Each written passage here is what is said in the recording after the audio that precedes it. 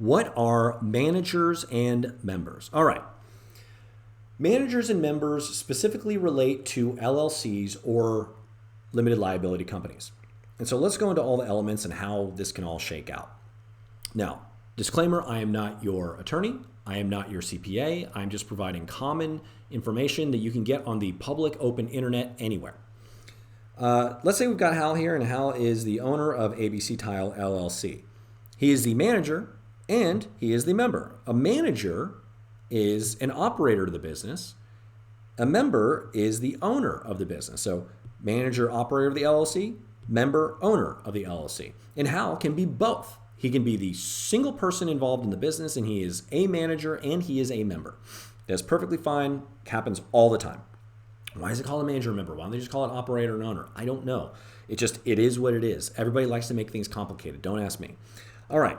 So we've got Hal here. And like I said, Hal can be both the manager and the member. So we're just going to put him over here. And so he's both. All right. And so he runs a business like this for a few years. And let's say things get a little bit more complicated. They expand.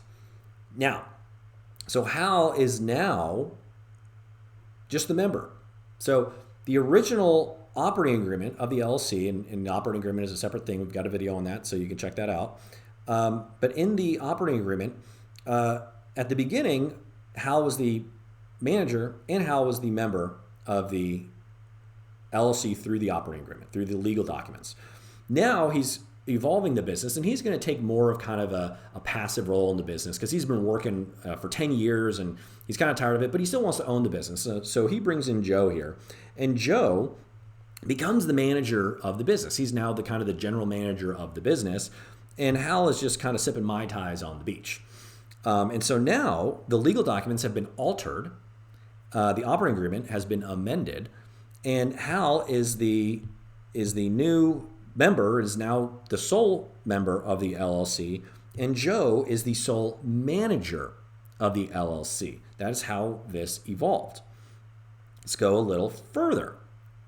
Now, the business expands because Joe's done a great job, and Joe says to Hal, he's like, hey, I want to expand this to, more vans and, more shops and whatnot. I'd like to bring on some investors. And so Hal says, okay, let me go and find these people. So Hal goes and finds these investors that provide an infusion of cash. Let's say they put in $500,000 investment. And so now Hal is no longer the only member of the business because he has sold some of the business for $500,000. Let's just, to make it easy, say that Hal is now 50% owner of the business, and these investors own another 50% that they bought in for $500,000. So that money can go directly to Hal. Hal can basically just take that $500,000 and because he's the one selling his ownership, or that can be pumped back into the business. I'm not going to go into that. That's a whole nother thing. But with that extra cash infusion, Joe hires Tiffany. And so Tiffany is now helping him manage the business. And so now, in this case, the business has expanded again. It has evolved. It has been amended in the legal documents. And again, this is why the legal documents are so important to an LLC. So now we have Joe as a manager and Tiffany as a manager. There are two managers of the business, and there are two members of the business, Hal and the investors. Now, wait a minute. There are a lot of people here. How can there be multiple people but only two members? Well, let's just say that these people created a fund called ABC Tile Investment Fund. It's called ABC Tile Investment Fund LLC. And they together became members of this new LLC and put in that $500,000. And then that LLC invested in ABC Tile. And so the ABC Tile Investment Fund acts as one member.